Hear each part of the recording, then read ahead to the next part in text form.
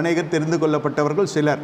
இதில் வயது முக்கியம் இல்லை, எவ்வளோ வருஷம் நம்ம விசுவாசின் முக்கியம் இல்லை, ஆண்டவர் மீது இருக்கிற அன்பு தான் முக்கியம். ஆனால் உங்கள் இருதயம் எல்லாவற்றையும் விட்டு விலக வேண்டிய இருதயமாக இருக்கிறது. ஜனங்களை விட்டு கர்த்தரை பிரித்து எடுத்தார்.